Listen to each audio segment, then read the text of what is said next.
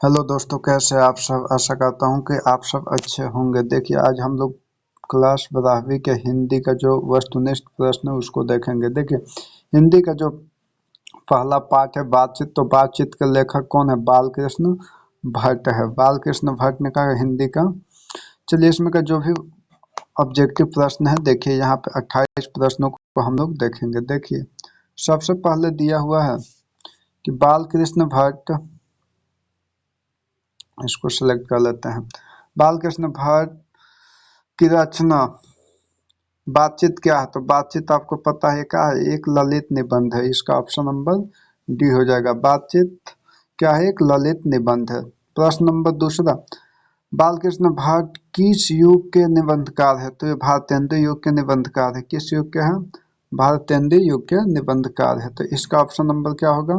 B होगा। तीसरा, मनुष्य के बातचीत का उत्तम तरीका क्या होती है? तो देखिए, बातचीत का उत्तम तरीका अवाक होकर बातचीत करना होता है। अब देखिए, असल बातचीत जो होती है वो दो व्यक्तियों के बीच में ही होती है। देखिए, दिल खोलकर कोई भी दो व्यक्ति ही क्या कहते हैं, अच्छे से बात कर पाते हैं। जब तीसरा आ जाता है तो बात का वो तरीका क्या होता है, बदल जाते हैं। तो देखिए, मनुष्य के बातचीत का उत्तम तरीका क्या है? तो अवाक होकर बातचीत करना। क्या होगा? अवाक होकर बातचीत करना। इसका ऑप्शन नंबर क्या आएगा? डी आएगा। अवाक होकर बातचीत करना। ठीक है, चलिए क्वेश्चन नंबर अगले की तरफ चलते हैं। इसको ले लेते हैं। देखिए, इसका क्या होगा? अवाक होकर बातचीत करना, ये वाला हो जाएगा। संवाद में सबसे महत्वपूर्ण क्या होती है? तो संवाद में सबसे महत्वपूर्ण आत्मीयता होती है। सबसे महत्वपूर्ण क्या होती है? आत्मीयता। इसका ऑप्शन क्या आएगा? सी आएगा। इसका ऑप्शन सी हो जाएगा। क्वेश्चन नंबर 5, ये महत्वपूर्ण है। बालकृष्ण भट्ट का जन्म।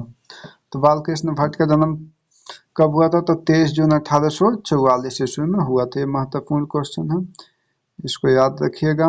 बालकृष्ण भट्ट का जन्म कब हुआ था? तो 23 जून 1844 ईस्वी को हुआ था। अगला है संयोगिता स्वयंवर की रचना। संयोगिता स्वयंवर जो है, ये रचना जो है ये किसके द्वारा दी गई थी? तो ये श्रीनिवास दास के द्वारा दी गई, आपको पता होना चाहिए। कौन सी रचना बालकृष्ण भट्ट की नहीं है? तो देखिए, नूतन ब्रह्मचारी जो है वो बालकृष्ण भट्ट की क्या है? रचना है।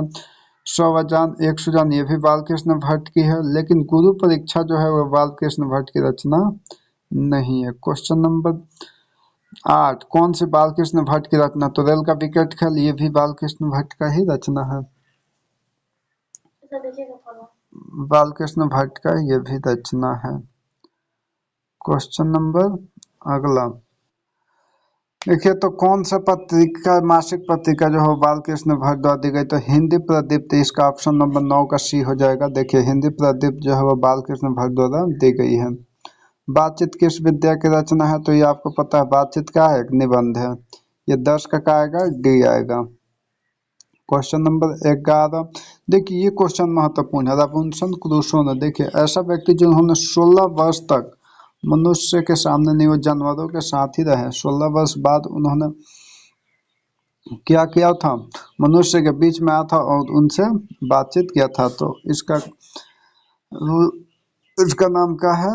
Robinson Crusoe. और वो किसके मुंह से बात सुने थे? तो उन्होंने, रॉबिन्सन क्रूसो फ्राइडे का नाम के मुंह से बात सुनी थी, और पहली बार उन्होंने फ्राइडे के मुंह से ही मनुष्य के बीच में बातचीत सुनी थी। ये क्वेश्चन महत्वपूर्ण है, बहुत बार पूछा भी है।